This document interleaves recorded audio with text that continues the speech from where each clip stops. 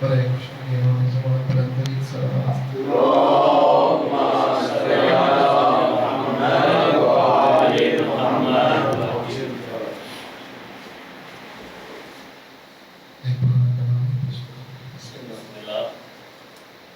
دیوانے ہیں دیوانے ہم علی کے دیوانے، دیوانے ہیں دیوانے ہم علی کے دیوانے، ہم سے زمانہ قائم ہے ہم کو یہ دنیا کیا جانے، دیوانے ہیں دیوانے ہم علی کے دیوانے، دار پہ بھی ہونٹوں پہ ہمارے صرف علی کا نام رہا، ہم کو نہ ہرگز دنیا والوں خوف و غم و آلام رہا، ورد ہمارا ناد علی ہے، ناد علی سے کام رہا، مل جاؤ گے مٹ جاؤ گے مٹ جاؤ گے نادانو، آؤ نہ ہم سے ٹکرانے، دیوانے ہیں دیوانے ہم علی کے دیوانے، جب ہے علی کا ذکر عبادت صرف علی کی بات کریں، آؤ علی کے نقش قدم کی دوش نبی کی بات کریں، چھوڑو سب یاروں کے قصے صرف وسیع کی بات کریں، ایک مدحت کا قرآن ہے باقی سب ہے افسانے، دیوانے ہیں دیوانے ہم علی کے دیوانے، دیوانے ہیں دیوانے ہم علی کے دیوانے، کون علی ہے کیا ہے علی ہے ہم نے تم نے کب جانا، صرف خدا نے اور نبی نے ذات علی کو پہچانا، اتنا آسان کام نہیں ہے حد نصیری تک جانا، کس میں اتنی ہمت ہے ایک بندے کو رب جانے، دیوانے ہیں دیوانے ہم علی کے دیوانے، یہ بھی سچ ہے سب نے علی کو موت پہ گر کے دیکھا ہے، یہ بھی سچ ہے سب نے علی کی دیگ کو لوہا مانا ہے، یہ بھی سچ ہے مغرب کا جو ایک مورخ کہتا ہے، جنگ احد سے بھاگے کچھ چہرے جانے پہچانے، دیوانے ہیں دیوانے ہم علی کے دیوانے، دیوانے ہیں دیوانے ہم علی کے دیوانے، اور آخری شعر پیش کرو، منزل مشکل میں جب ہم نے نام لیا ہے حیدر کا، خندق کو چکر سایا کانپ اٹھا دل خیبر کا، قبر میں چوکی لاش مرحب کانپا مردہ انتر کا،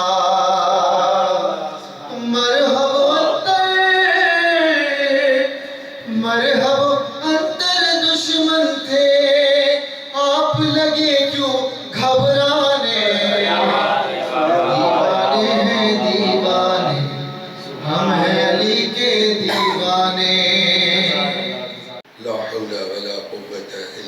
بالله العلي العظيم أعوذ بالله من الشيطان الرجيم بسم الله الرحمن الرحيم الحمد لله رب العالمين بارئ الخلائق أجمعين باعث الأنبياء والمرسلين والصلاة والسلام والتحية والإكرام على البشير النذير السراج المنير سيدنا ونبينا وشفيعنا إن شاء الله أبي القاسم محمد اللهم صل على محمد وآل محمد اللهم صل عليه وعلى أهل بيته مظاهر جلالك وجمالك واللعن على أعدائهم الشاكين فيهم المنحرفين عنهم أجمعين أما بعد فقد قال مولانا علي بن الحسين زين العابدين عليهم السلام وأما حق اللسان فإكرامه عن الخنا صلوات محمد وآل محمد اللهم صل على محمد وآل محمد ہمارے اور آپ کے چوتھے امام سلام اللہ علیہ کا وہ فرمان کہ جہاں بات آئی زبان کے اوپر فرماتے ہیں وَأَمَّا حَقُّ اللسان زبان کا حق تمہارے اوپر یہ ہے کہ اکرامہ عن الخنا اپنی زبان کو عزت دو بد زبانی سے بچا کر کے تو اسی ذیل میں وَتَعْوِيدُهُ عَلَى الْخَيْرِ اور زبان کو عادت ڈالو خیر کی تو اسی ذیل میں اب تک جو گفتگو ہوئی کہ زبان سے کتنے گناہ ہم سے ہو سکتے ہیں تو آغاز ہوا نمبر 1 گالی نمبر 2 جھوٹ اور نمبر 3 غیبت نمبر 4 تہمت یہ 4 کل بیان ہوئے اب جلدی جلدی جو ہے وہ آج چلتے ہیں 5واں گناہ کہ جو اس میں بھی میرے خیال میں کہیں نہ کہیں ہم لوگ کچھ نہ کچھ شامل ہیں جانے انجانے میں وہ ہے جس کو عربی میں کہتے ہیں نمامی اردو میں کہتے ہیں چغلی فارسی میں کہتے ہیں چغولی اسی کو واو کے ساتھ لکھ دیں گے تو پرشین ہو جائے گی پیش کے ساتھ چغلی چغولی اور نمامی یعنی ادھر کی بات ادھر کرنا یہ کتنا بڑا جرم ہے اور اس میں کتنا بڑا جو ہے نقصان ہے چنانچہ قرآن مجید نے بھی ایسے لوگوں کے لیے اگر آپ دیکھیں تو قرآن میں بھی جو ہے وہ اس طرح کے آیتیں آپ کو مل جائیں گی جیسے ارشاد ہوتا ہے سورہ قلم میں حماز مشاء بنمیم میں اسی نمیمہ سے آیا نا کہ یہ لوگ جو دوسروں کے عیب تلاش کرتے ہیں اور ادھر کی بات ادھر پہنچاتے ہیں یا ارشاد ہوتا فویل لکل خمزۃ لمزہ کہ وائے ہو ان لوگوں کے اوپر کہ جو ایک دوسرے کا مذاق اڑاتے ہیں ادھر کی ادھر کرتے ہیں چنانچہ اب آئیے میں آپ کو جلدی جلدی 2 حدیثیں سنا کے پھر اگلے پر چلتا ہوں پیغمبر فرماتے ہیں ابغضکم الی اللہ تم میں سب سے زیادہ اللہ اگر کسی پر غضبناک ہے یا ناراض ہے تو وہ کون ہے المشاؤون بالنمیمہ جو چغلی کے لیے ادھر سے ادھر جاتے ہیں ان کی بات ان تک پہنچانا ان کی بات ان تک پہنچانا پیغمبر اکرم کی دوسری روایت ہے یہاں تو یہ تھا کہ اللہ کس پر سب سے زیادہ غضبناک ہے یہاں ارشاد فرماتے ہیں پوچھتے ہیں سب سے زیادہ بدماش کون ہے سب سے زیادہ شرارتی کون ہے جیسے ہم لوگ جو ہے وہ 6-7 لڑکے بیٹھے ہیں 3 یہ 6 یہ 7 لڑکے ہیں تو ان 7 لڑکوں میں تو مسکرا کیوں رہا ہم لڑکے صلوات محمد و آل محمد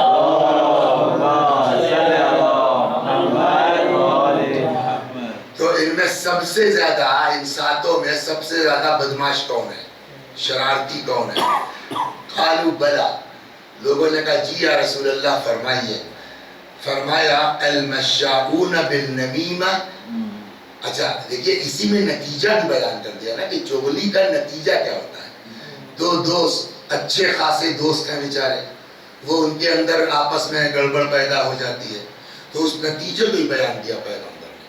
کیا میں بتاؤں کہ تم میں سب سے بدماش آدمی کون ہے؟ لوگوں نے کہا بلا یا رسول اللہ. جی فرمائیے. فرمایا المشاؤون بالنمیمہ المفرقون بین الاحبہ، کہ وہ جو دوسروں کے درمیان چغلیاں کرتے ہیں اور دو دوستوں کو الگ کر دیتے ہیں. تو یہ بہت بڑا جو ہے وہ گناہ ہے کہ ہم جو ہے وہ سچ ہی بول کے صحیح دو لوگوں کو الگ کرنے کا جرم یہ معمولی جرم نہیں ہے. پیغمبر فرماتے ہیں شرارکم، تمہارے درمیان سب سے خطرناک آدمی یہی ہے جو چغلی کرتا ہے اور دو دوستوں کو آپس میں الگ کر دیتا ہے. صلوات بر محمد و آل.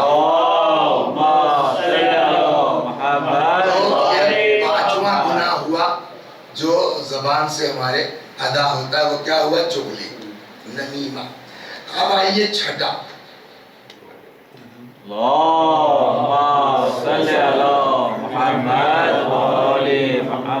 چھٹا جرم ہے جدال. نہیں ہے میرے پاس تو کوئی بھی موبائل ہے. صلوات محمد آل محمد.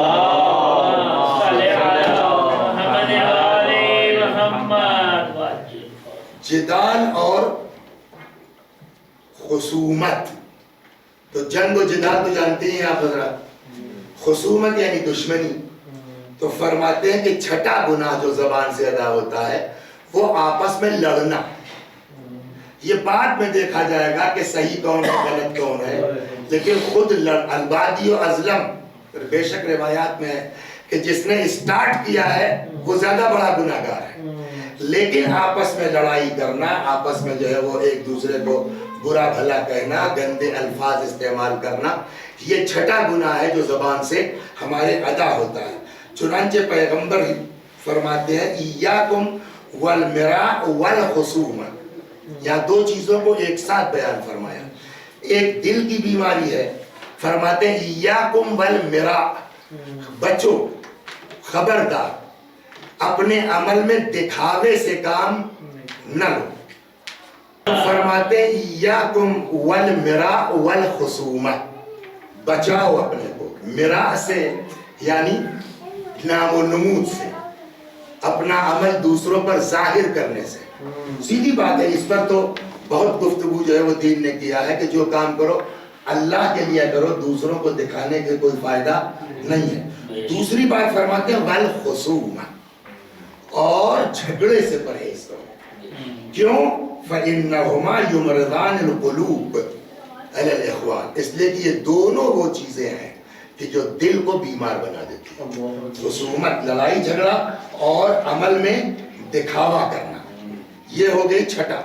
اب آئیے ساتواں گناہ، کسی کی توہین کرنا. اللہ اکبر. صلوات بر محمد. اللہم صلی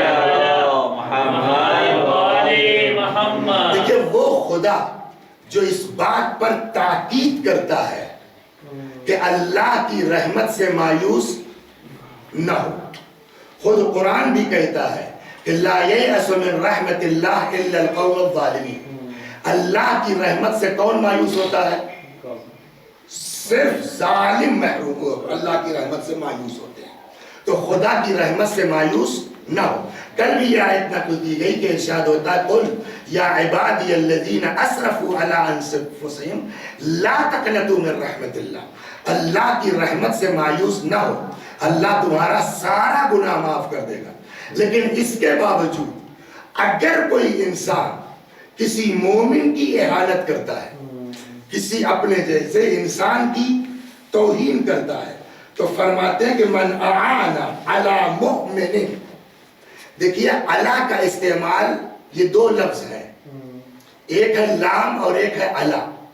جیسے فرض کیجئے اگر آپ کو کہنا ہو ادعو لہم، تو کیا مطلب ہوگا اس کا؟ یعنی ان لوگوں کے لیے دعا کرو.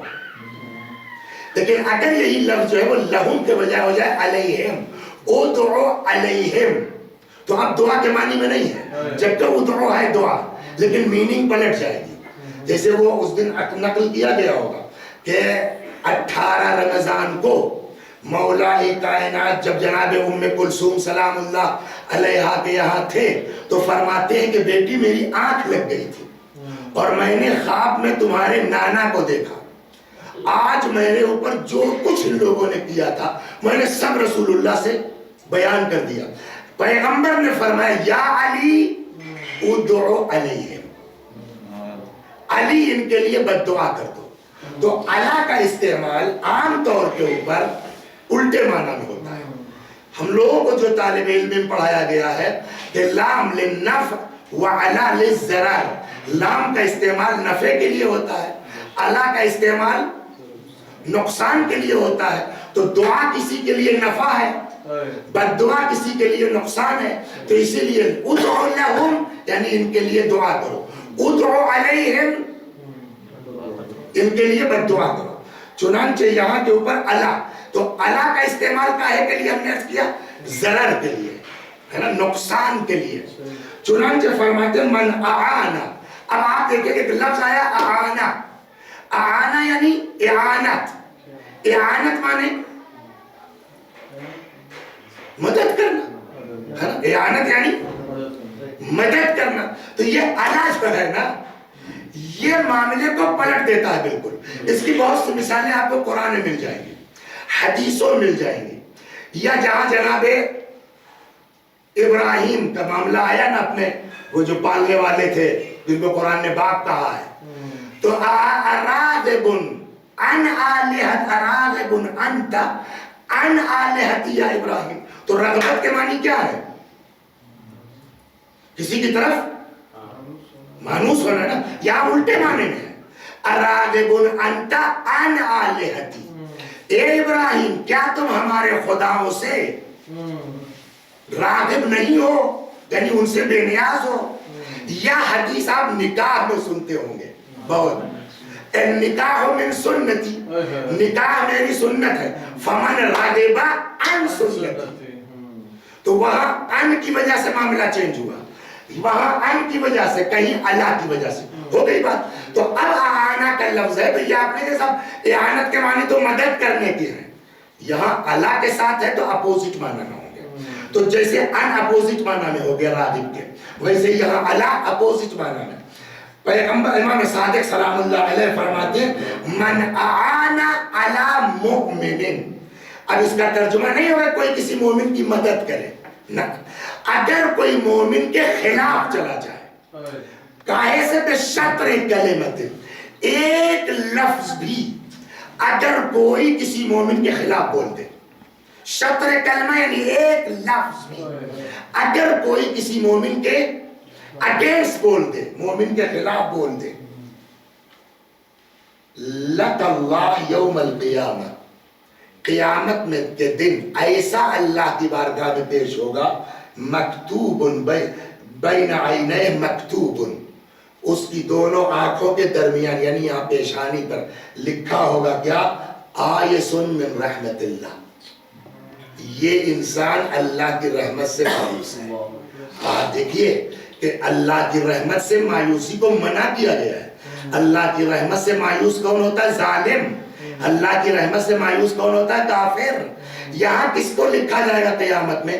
جس نے کسی مومن کے خلاف کوئی بیان بازی کی ہے، اس کو قیامت میں پیشانی بھی لکھا ہوگا آیسون من رحمت اللہ، اللہ کی رحمت سے مایوس ہے.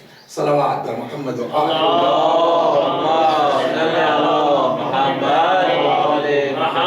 اب آئیے صاحب، یہ جو جھوٹ پہ بہت سے لوگ اس میں ہوں گے جو ماشاءاللہ محفوظ ہیں، گالی الحمدللہ بہت سے لوگ ہیں نہیں دیتے ہیں، اللہ کا شکر ہے. لیکن غیبت کے بعد سے جو چیز آ رہی ہے نا، وہ کہیں نہ کہیں جانے انجانے میں ہم لوگ سب لوگ اس میں، اب جو 7واں گناہ آیا 8واں آیا بھول جاتا ہوں، 8واں گناہ جو آیا وہ بڑے غضب کا ہے. اس میں ہم لوگ تو اس کو گناہ سمجھتے ہی نہیں، ہم لوگ اس کو جرم سمجھتے ہی نہیں. چاپلوسی، بلا وجہ کسی کی قاسم بھائی، آپ جیسا مومن ملنا کی گالی میں مشکل ہے. یہ کیوں کہہ رہے ہو مولوی صاحب؟ تاکہ شام کو تمہارے لیے سحر میں چائے لے کے چلے جائے. یہ تملق ہوا نا، یہ چاپلوسی ہوا نا. اچھا یہ آدمی تملق اور چاپلوسی کب کرتا ہے؟ جب اپنے کو ہلکا سمجھتا ہے، جب اپنے کو معمولی سمجھتا ہے، جب اپنے کو چھوٹا سمجھتا ہے، جب اپنے کو ذلیل سمجھتا ہے، تو تھوڑا سا ان کی چاپلوسی کر کے، کسی نیتا کی چاپلوسی کر کے، کسی منسٹر کی اور خاص کر کے ایسے لوگوں کی چاپلوسی، یوں تو مومن کی بھی چاپلوسی نہیں صحیح ہے، ابھی آ رہی روایت، خاص کر کے ایسے لوگوں کی مدح سرائی اور چاپلوسی جو ظالم ہیں، جو مجرم ہیں۔ اب سنیے آپ کے ہاتھ سے روایات، صلوات پر محمد و آل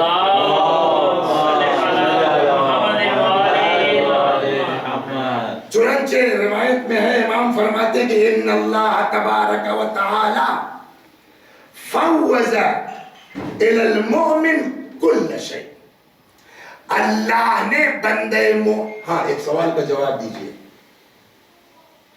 بندہ مجبور ہے کہ مختار؟ اس پہ بات ہو چکی ہے، ظاہر نہیں ہوئی ہے، چلیے آپ کا کیا عقیدہ اور کیا نظریہ ہے؟ بندہ مجبور ہے کہ مختار؟ کیسے؟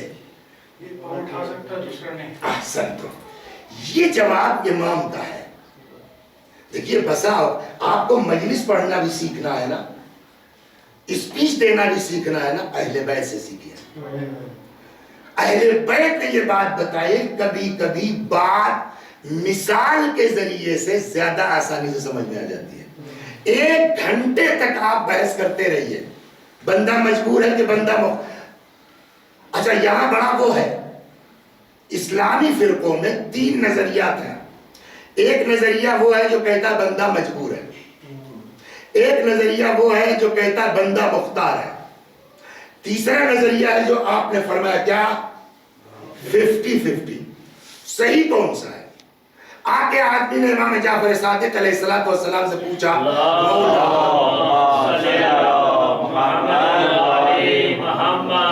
بندہ مجبور ہے کہ مختار؟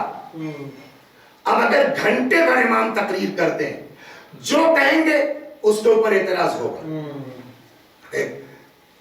پتہ نہیں صحیح ہے غلط ہے یا سمجھانے کے لیے ہے، لیکن ہے بات مزیدار۔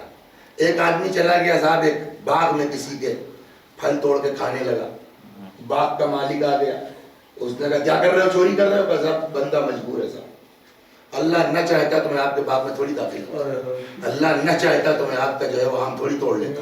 اس نے کہا بے شک بندہ مجبور ہے۔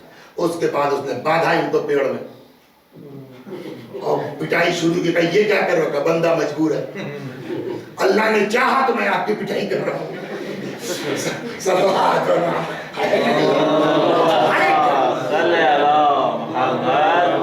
اگر ہم کہتے ہیں کہ بندہ مجبور ہے تو سوال، ہم نماز پڑھیں یا نہ پڑھیں؟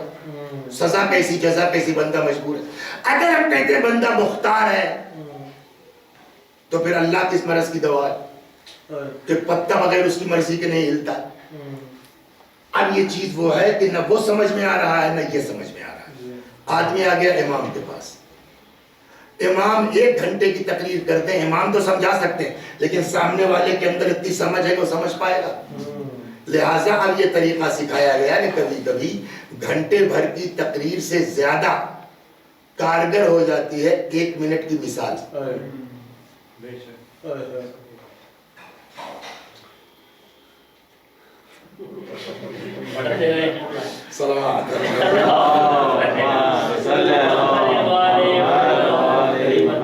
کبھی کبھی 1 منٹ آیا امام کے پاس، کہنے لگا مولا بندہ مجبور ہے کہ مختار؟ حضرت نے فرمایا کہ پیر اٹھاؤ، نہیں کہا مجبور ہے کہ مختار، پیر اٹھاؤ۔ اس نے اٹھا لیا۔ حضرت نے کہا دوسرا اٹھاؤ، اس نے کہا صاحب گر جاؤں گا۔ حضرت نے فرمایا بس اتنا ہی مجبور ہے، اتنا ہی مختار، نہ مکمل مجبور ہے نہ مکمل مختار۔ صلوات محمد۔ یعنی اس کا مطلب یہ ہے کہ بندہ کچھ معاملوں میں مجبور ہے اور کچھ معاملوں میں کیا ہے، اللہ نے اس کو اختیار دے رکھا ہے۔ اپنی مرضی سے آدمی کرے گا تب تو ثواب کا مستحق ہوگا، تب تو سزا کا مستحق ہوگا۔ اسی ذیل میں امام فرماتے ہیں ان اللہ تبارک و تعالی فوض الی المؤمن کل شیء، اللہ نے مومن کو ہر چیز کی اجازت دی ہے، الا اذلال نفسه، سوائے اپنے نفس کو ذلیل کرنے کے۔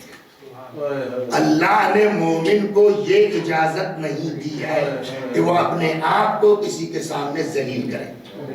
قرآن میں آیت پڑھی ہوگی آپ نے، العزت للہ ولرسولہ والمؤمنین، عزت کس کے لیے؟ تو خدا نے بندے مومن کو، ایک جگہ شیعت کی پہچان بتائی گئی ہے، یہی فرماتے ہیں شیعتنا من لم یسأل الناس ولو مات جوعا، ہمارا شیعہ وہ ہے جو کسی کے آگے ہاتھ نہیں پھیلاتا، ولو مات جوعا، چاہے فاقے سے مر کیوں نہ جائے۔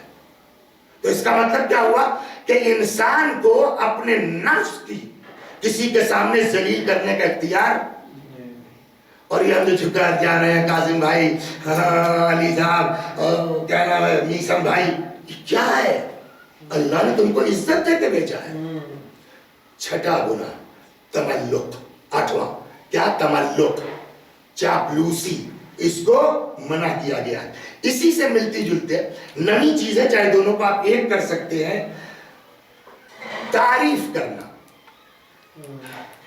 البتہ کبھی کبھی ہر تعریف بری بھی نہیں ہے، کبھی آپ تعریف کر رہے ہیں کسی بچے کی کہ اس کے اندر اور شوق پیدا ہو اور جذبہ پیدا ہو، 4 سورہ یاد کر لیا ہے، اگلے سنیچر کو 4 اور یاد کر کے آئے گا، ماشاءاللہ بیٹا سبحان اللہ، تشویق کے لیے آپ اس کو 500 روپے بھی دے دیجئے، وہ ایک الگ چیز ہے، لیکن بلا وجہ کی تعریف۔ اب میں آپ کو روایات سناتا ہوں کس قدر شریعت نے اس پر جو ہے وہ تاکید کی ہے کہ اپنی زبان پر قابو رکھو، بلا وجہ کسی کی تعریف مت کرو۔ اچھا ایک چیز پر اور گفتگو ہم کر لیں پہلے کہ دین ہم کو سمجھاتا کیا ہے۔ ایک جملہ میں نے ضرور کہا ہوگا اس 12 13 14 دن میں کہ شکر ادا کیجئے، اللہ نے ہم کو آپ کو ایسے گھر میں پیدا کر دیا کہ اہل بیت مل جائے، اور اس کی گارنٹی لے سکتا ہوں میں کہ کسی مذہب میں، کسی مسلک میں اللہ سے بات کرنے کا ہنر اور سلیقہ نہیں ہے جو اہل بیت کے صدقے میں آپ کے پاس ہے۔ جہاں تربیت کی تربیت ہے، پرورش کی پرورش ہے، شبہائے قدر میں بھی اس دعا کو پڑھنے کی تاکید ہے، چوتھے امام سے ہے۔ کون سی دعا؟ دعائے مکارم الاخلاق۔ دعائے مکارم الاخلاق وہ پوری جو دعا ہی اخلاقیات کے اوپر ہے، اس کا ایک جملہ ہے کہ دیکھیے کہاں لے جانا چاہتا ہے۔ اگر اس بات کے اوپر آپ غور فرمائیں تو دین اس بات کی تاکید کرتا ہے کہ خبردار غرور مت کرنا، خبردار گھمنڈ اپنے عمل پر مت کرنا۔ ایک جگہ رسول اللہ فرماتے ہیں ان لم تذنبوا، اگر تم اپن جو ہے وہ گناہ نہ بھی کرو، لخشیت علیکم ما هو اکبر من ذلک، مجھ کو ڈر لگا ہوا ہے تمہارے لیے اس سے بڑے جرم کا۔ لوگوں نے پوچھا یا رسول اللہ گناہ سے بڑھ کے کیا ہے؟ فرمایا اعجاب المرء بنفسه، انسان کا اپنے نفس کے اوپر غرور کرنا، انسان کا اپنے نفس کے اوپر گھمنڈ کرنا۔ بڑی تفصیل کے ساتھ پہلے یا دوسرے دن اس پر بات کی جا چکی۔ اب آئیے اہل بیت کیا سکھا رہے ہیں۔ اسی دعائے مکارم اخلاق میں امام کا جملہ ہے وَلَا تَرْفَعْنِ فِي النَّاسِ، پالنے والے پبلک میں میری حیثیت کو بلند مت کرنا۔ وہ اس ٹائپ کا ہے، لا الہ، کوئی خدا نہیں ہے الا اللہ، اس ٹائپ کا جملہ ہے یہ۔ وَلَا تَرْفَعْنِ فِي النَّاسِ دَرَجَةً إِلَّا حَتَتْتَنِي عِنْدَ نَفْسِ مِثْلَهَا، جس کا لفظی ترجمہ اگر کریں گے تو تھوڑا دقت ہوگی۔ پالنے والے لفظی تو یہ ہوا کہ پبلک میں میری آبرو مت بڑھانا، مگر یہ کہ اسی ریشیو سے مجھ کو اپنے اندر ذلیل کرتا جانا۔ مطلب کیا ہوا؟ یعنی پالنے والے مجھے ایسا بنا دے کہ جتنا پبلک میں میری عزت بڑھتی جائے اتنا ہی میں اپنے کو ہلکا اور ذلیل سمجھتا جاؤں۔ صلوات محمد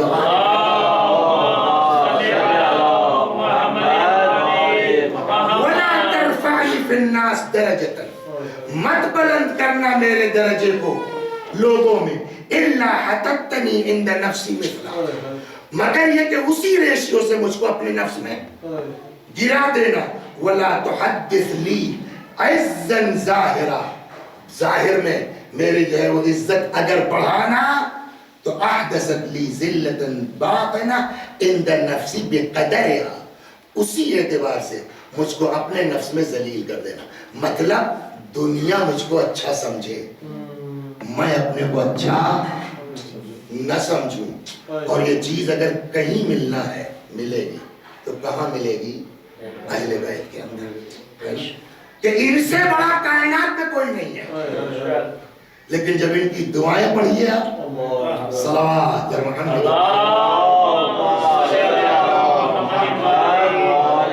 تو ایک تو دین یہ سکھاتا ہے کہ جتنا تم جو ہے وہ پبلک میں تمہاری عزت آبرو بڑھتی جائے، دعا کرو اللہ سے کہ تم اپنے کو معمولی، ہلکا، ذلیل، لو پروفائل میں اپنے کو مان کے چلو، یہ دین سکھاتا ہے۔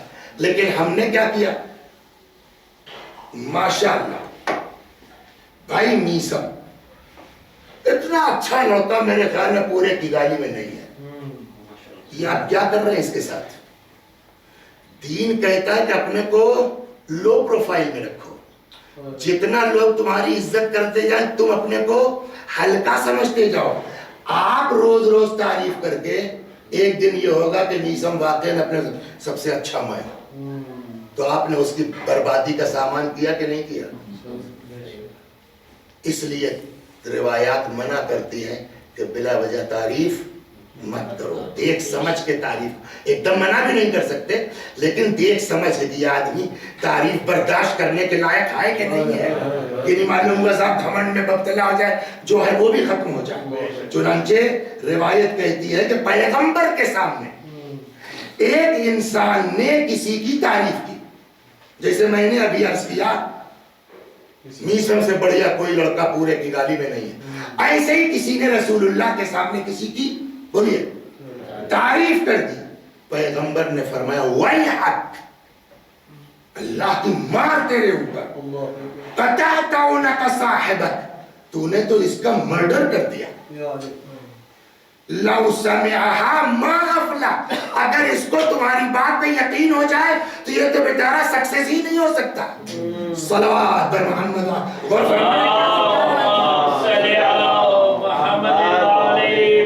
یا اسی طریقے سے ایک اور کیس پیغمبری کے زمانے میں ہوا، کسی نے کسی کی تعریف کر دی نبی کے سامنے، وہی مطلب ہے، جملہ بدلا ہوا ہے، فرماتے اقلت الرجل اقلک اللہ،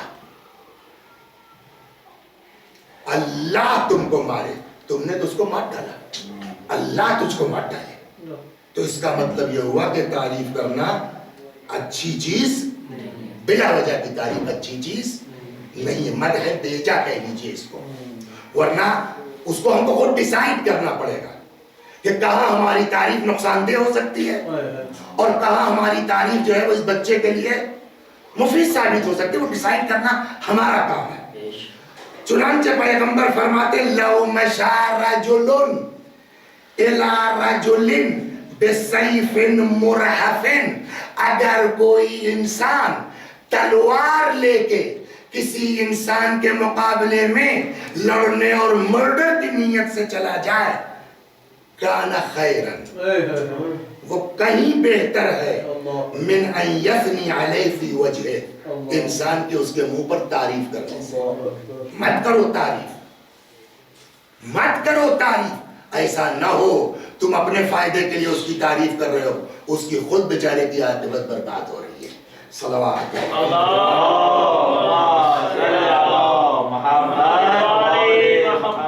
ایک اور روایت میں پیغمبر اکرم فرماتے ہیں احث التراب فی وجوہ المداحین، مدح کرنے والوں کے منہ میں مٹی بھر دو، تراب مطلب بولنے لائق نہ رہ جائے۔ یہ تو ہو گئی عام آدمی کی تعریف۔ اب آئیے ہر تعریف جس کی کر رہے ہیں، کوئی ضروری تھوڑی ہے کہ ہر آدمی اچھا ہی ہو، ہر آدمی شریف ہی ہو، آپ وسیع حسن کی تعریف کرنے لگ گئے معاذ اللہ. تو اگر وسیع حسن کی تعریف کیا تب تو آسمان ہل جائے گا. آسمان کہاں ہلتا ہے کاظم صاحب؟ سن رکھا ہے. اللہ نہ کرے کہ ہمارے آپ کیا نوبت آئے. ہمارے تو خیر معاملہ ختم ہو گیا, اب کیا نوبت آئے گی آپ لوگوں کو. اللہ نہ کرے نوبت آئے. کب کب کب آسمان ہلتا ہے؟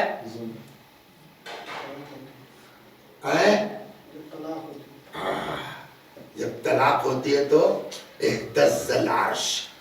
یہ وہ حلال کام ایسا ہے کہ جس کی حلال ہونے کے باوجود کیا ہے, بولیے, آسمان ہل جاتا ہے.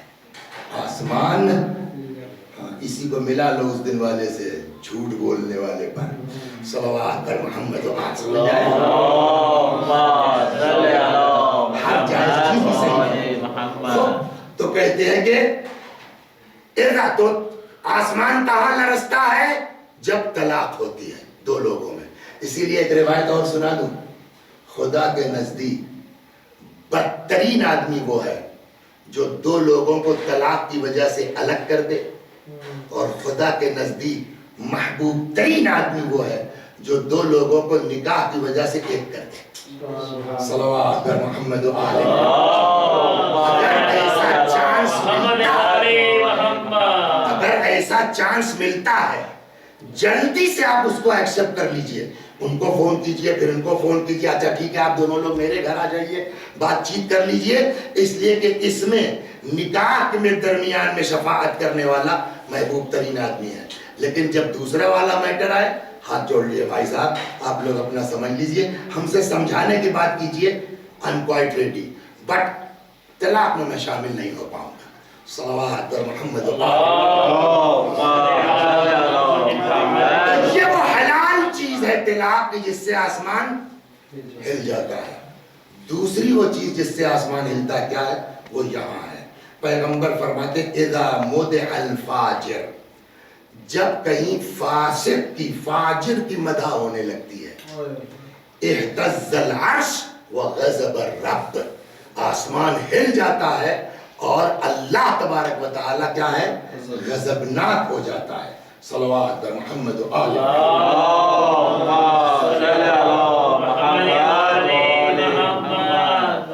اب یہاں سے یہ اتنے جو ہے وہ قریب 8 یا 9 نقصانات ہم نے زبان کے آپ کی خدمت میں نقل کیے.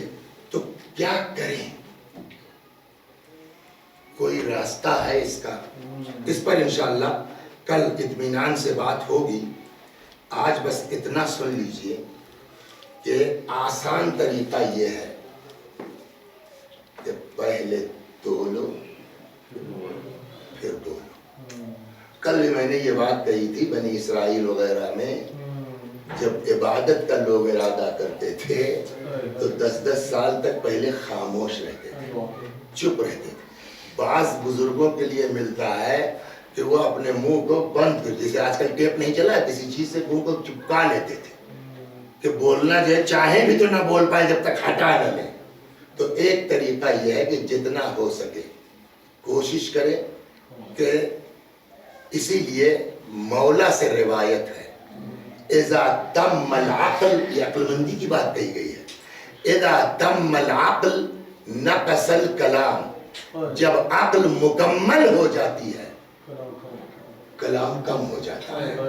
سمجھ گئے یا اس دن بھی آئی تھی بات نا کہ العاقل من صان لسانہ عن الغیبہ, کہ عاقل وہ جو اپنی زبان کو کنٹرول میں رکھتا ہے. تو اصل چیز یہی ہے کہ کوشش آدمی کرے. ایک جگہ اور بھی ہے کہ عاقل اس وقت بولتا ہے اذا عجز القوم, جب اب میرے بولے بغیر کام نہیں چلے گا, جب پبلک عاجز ہو جائے تب عقل مند آدمی بولتا ہے. صلوات پر محمد.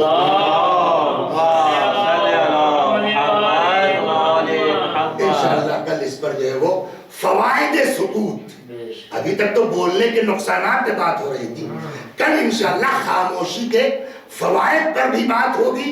اور اللہ نے توفیق دی کہ کہاں خاموش رہنا بری بات ہے, یہ بھی ایک مسئلہ آئے گا. صلوات پر محمد. صحیح ہے.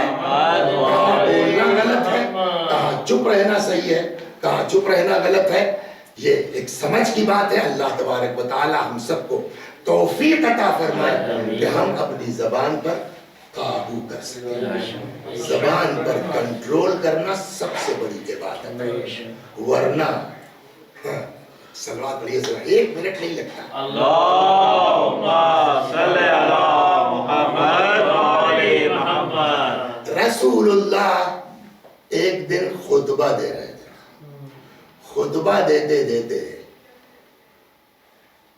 پیغمبر نے ایک نام بھول گیا آپ کا، کھیتی ویتی ہوتی نہیں ہوتی ہے؟ جی بالکل ہوتی کتنے بیگھے ہیں ماشاءاللہ؟ 40 ہیں، پیڑ لگایا نہیں لگایا؟ نہیں، صرف جانور۔ روایات بڑی تاکید ہے، روایتوں میں درخت لگانے کی بڑی تاکید ہے۔ اگر اللہ نے آپ کو اتنی سی بھی زمین دی ہے، ایک روایت یہاں تک کہتی ہے کہ اگر تم کو پتا ہو کہ قیامت آ رہی ہے تو قیامت آ رہی ہے کیا مطلب؟ سب ختم ہو جائے گا نا، ہم مکان زمین دنیا ہی ختم ہو جائے گی۔ اس کے باوجود روایت کہتی ہے کہ اگر تب تم کو یقین ہے کہ قیامت آ رہی ہے اور تمہارے ہاتھ میں کوئی درخت ہے، ٹائم مل جاتا ہے تو پہلے زمین میں پیڑ لگا کے تب مرو۔ اتنی اہمیت ہے درخت لگانے کی۔ لیکن یہاں ہر آدمی کے پاس زمین نہیں ہے، جو شہر میں رہتے ہیں ان کے پاس کہاں ہے؟ وہ یہ ثواب سے بیچارے محروم ہیں۔ ان کے لیے میں ایک آپ کو بہت بڑھیا آپشن دیتا ہوں، خالی پڑی ہے زمین، جتنا چاہو پیڑ لگا لو، اور جتنے پیڑ لگاؤ گے اتنی زمین بھی تمہاری۔ سبحان اللہ۔ وہ کہا پیغمبر خطبہ دے رہے، سن لیجیے بہت مزے۔ رسول اللہ تقریر فرما رہے تھے، تقریر کرتے کرتے اچانک فرماتے ہیں من قال سبحان اللہ، جو ایک مرتبہ سبحان اللہ کہے گا اللہ جنت میں ایک پیڑ اس کی طرف سے لگا دے گا۔ ٹھیک؟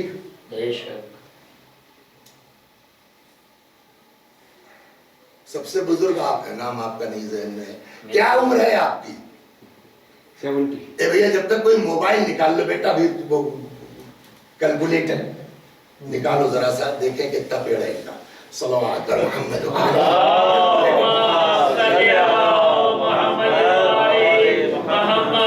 What's your age sir? 70 میں اگر آپ وہ 15 نکال دیجئے، اس لیے کہ بعض روایتوں میں یہ ہے کہ نابالغ بچہ جب کوئی عمل کرتا ہے تو اس کا ثواب اس کے پیرنٹس کو ملتا ہے، چلیے 15 سے مان لیتے ہیں، تو 70 میں سے 15 نکلا تو کتنا بچا؟ 55۔ رک جائیے، اب پیغمبر نے فرمایا کہ اگر کوئی ایک بار سبحان اللہ کہتا ہے تو اللہ جنت میں اس کا کتنا پیڑ لگا دیتا ہے؟ ایک۔ کم از کم دن بھر میں کتنے آپ بار سبحان اللہ کہتے ہیں؟ اگر مستحبی نماز نہیں پڑھتے ہیں، واجب پڑھتے ہیں آپ، تو 17 رکعت میں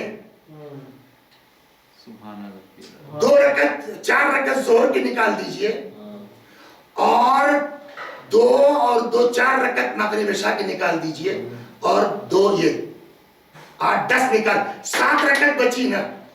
اگر اس 7 رکعت میں آپ کہتے ہیں 3 مرتبہ ہر رکعت میں سبحان اللہ والحمدللہ، تو کتنی مرتبہ کہا آپ نے؟ 21 بار۔ نہیں صاحب میں تو تیسری چوتھی رکعت میں الحمدللہ پڑھتا میں نے کہا چلو جانے دو اس کو چھوڑو۔ ہر نماز کے بعد کم از کم 33 بار سبحان اللہ کہتے ہیں نا، تو ہر نماز کے بعد 33 بار کہتے ہیں، تو 5 مرتبہ آپ نماز پڑھتے ہیں واجب، تو کتنی بار ہوا؟ 165۔ 33 × 5 کتنا ہوا؟ 165۔ کم از کم آدمی ایک دن میں 165 مرتبہ کہتا ہے، کیا جوڑیے علی بھائی، 165 مرتبہ کہتا ہے سبحان اللہ۔ اور یوں کسی کی بات اچھی لگ گئی تو سبحان اللہ نکل گیا، کوئی شعر اچھا نکل گیا تو سبحان اللہ نکل گیا، لیکن آپ وہی 165 روزی، تو روز 165 مرتبہ، تو 30 دن میں کتنا ہوا؟ 165 ضرب 30، 4950 پر منتھ ہے نا، جو ہر مہینے 4950 مرتبہ سبحان اللہ کہہ رہا ہے۔ اب اس کو 12 سے جو ہے وہ ملٹیپلائی کرو، 59,400۔ کتنا؟ 59,000 ایک سال میں کیا نا. اب اس 59,000 کو 55 سال ہوا ان کا نا. 55 سے آپ ملٹیپلائی کیجئے 3.8 ملین. کتنا ہوا؟ $3 ملین. 3 ملین ہے نا. 32 لاکھ پیڑ. سبحان اللہ. کیا نام ہے آپ کا؟ مبارک ہو. مبارک صاحب. ایک کم سے کم بھئی اسی وجہ سب لوگ چھوڑ لیجئے نا. کم سے کم کتنے پیڑ لگ گئے ہیں قیامت میں جنت میں؟ 32 لاکھ. پیغمبر نے فرمایا، دیکھیں زبان کر کیا رہی ہے، پیغمبر نے فرمایا من قال سبحان اللہ غرس اللہ لہ شجرۃ فی الجنہ. جو ایک بار سبحان اللہ کہے گا اللہ جنت میں ایک پیڑ لگا دے گا. فقام رجل من القریش. ایک قریشی کا اپنے ہی خاندان کے رسول اللہ کا ایک آدمی کھڑا ہو گیا. ہو سکتا ہے مبارک صاحب کی طرح 70 سال کا رہا ہو. اس نے جلدی سے جوڑ لیا اپنا. کھڑا ہوا کہتا یا رسول اللہ تب تو بڑے درخت ہمارے لگ گئے 32 لاکھ پیڑ. پیغمبر نے فرمایا نعم بالکل وَإِيَّاكَ أَن تُرْسِلُوا نِيرَانًا. لیکن بچنا آگ مت بھیج دینا. جو 32 لاکھ پیڑ 55 سال کی محنت سے تیار ہوئے ہیں. ایک ماچی صاحب نے جلائی پھینک دیا. ایک درخت نے اگر پکڑ لیا تو ہوتے ہوتے ہوتے سب کو جلا دے گی نہیں جلا دے گی. چاہیے تھا دیکھتے ہوں گے نا آسٹریلیا کے جنگل میں کہاں آگ لگ گئی. پتہ نہیں کتنے دن میں وہ جنگل تیار ہوا ہوگا لیکن وہ جنگل ایک دن میں ختم ہو گیا. پیغمبر نے بھی فرمایا، اس نے کہا یا رسول اللہ میرے بڑے درخت تیار ہو گئے ہوں گے. پیغمبر نے کہا بے شک مگر ایاک ان ترسل نیرانا، خبردار آگ مت بھیج دینا. یہ آگ کیا ہے؟ کہیں بیٹھ کے اچھا خاصے 55 سال میں 32 لاکھ پیڑ تیار کیے تھے. یار یہ علی ماں جی کس کس کو بلا لیتا ہے. بیٹھ کے منبر پہ خالی ٹائم برباد کرتے ہیں، کچھ آتا جاتا نہیں ہے. تو تمہارے سمجھ میں تم ڈائریکٹ آگے کہو نا اس سے کہ تم کو نہیں آتا واپس جاؤ. پبلک کے سامنے کیوں بیان کر رہا ہے؟ یہ اتنی بڑی لمبی داڑھی رکھ کر کے پتہ نہیں اپنے بیت اللہ بننا چاہتے ہیں کیا بننا چاہتے ہیں. تو کسی کے سامنے کہنے جا کے ڈائریکٹ بات کرو نا تمہارے اندر اتنا ہے. تو جو 55 سال میں 32 لاکھ پیڑ ہمارا تیار ہوا تھا ایک غیبت کی آگ جا کے سب ختم کر دیتے. اب سمجھے زبان کا نقصان کتنا بڑا. تو جتنا بڑا نقصان ہے اتنے ہی زیادہ کنٹرول کرنے کی ضرورت ہے. صلوات محمد و آل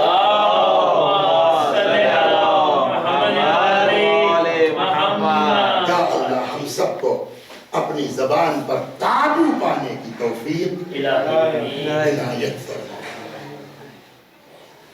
بس چند جملے مصائب کے اور ختم و دعا. سب چلے گا. میرا مولا اکیلا ہے، میرا مولا تنہا ہے. ننھی سی قبر کھود کے اصغر کو کاٹ، شبیر دامن کو چھاڑ، اب کوئی نہیں ہے. آئے در خیمہ پر زینب خدا حافظ. اے رقیہ و رباب. دیکھیے بڑی تاکید بعض علماء نے کی ہے امام کی رخصت پڑھنے کے لیے. بسا اوقات یہ ملتا ہے کہ شہزادی نے بھی اپنے ذاکروں سے خواہش کی ہے کہ میرے لال کی رخصتی پڑھو.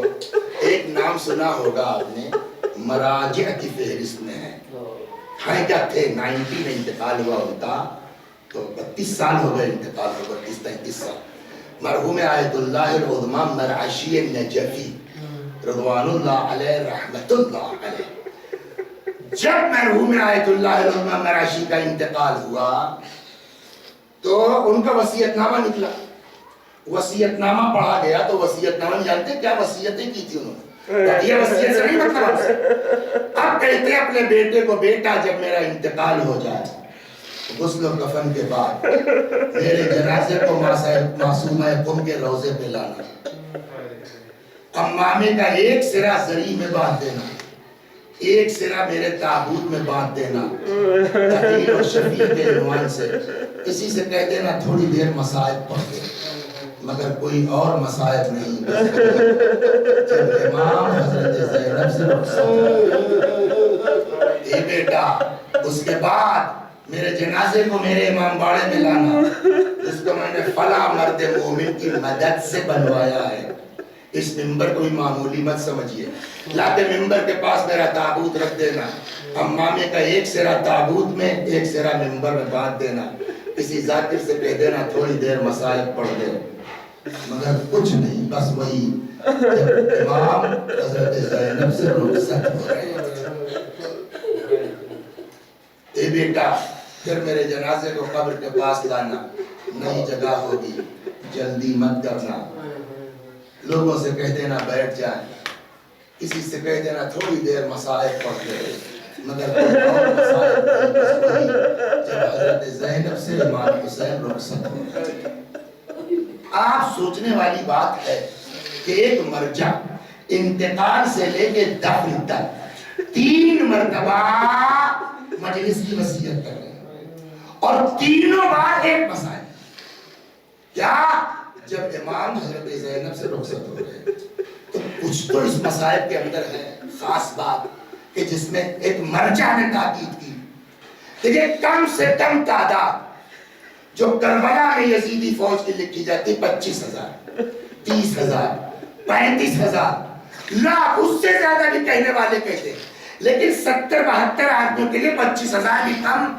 آپ کم کو لے لیجیے، کتاب کی بات اب نہیں کرتا میں، عقل سے سوچئے، آنکھ بند کیجیے. 25,000 کا لشکر اس طرح نہیں بیٹھے تھے.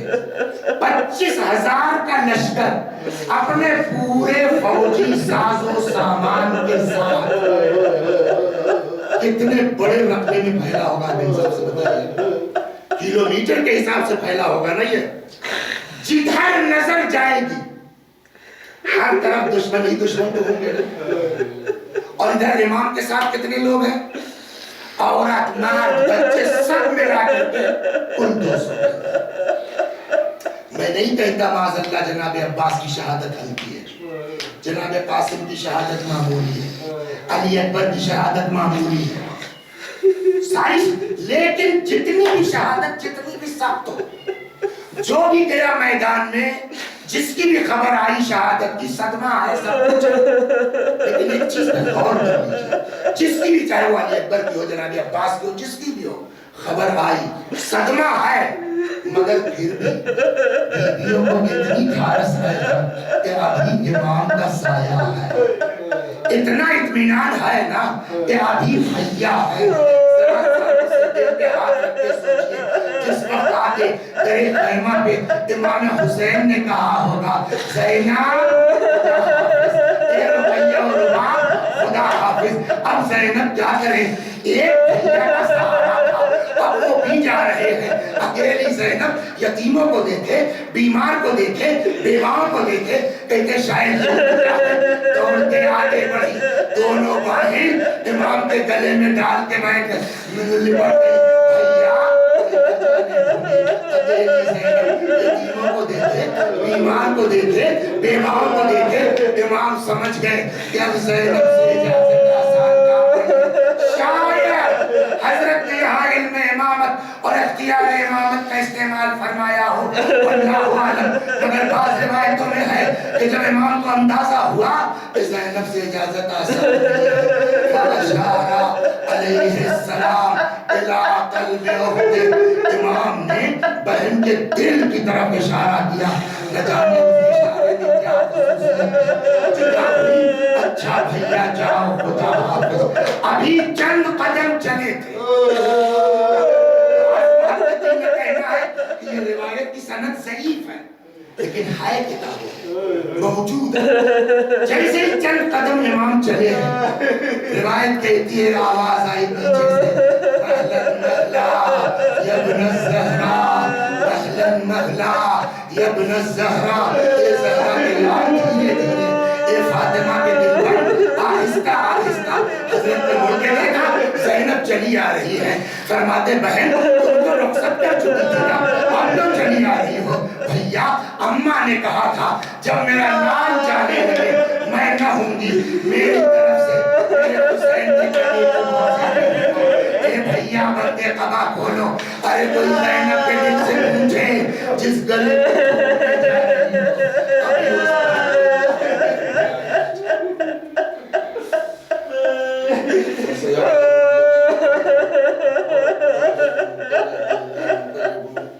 انا للہ و انا الیہ راجعون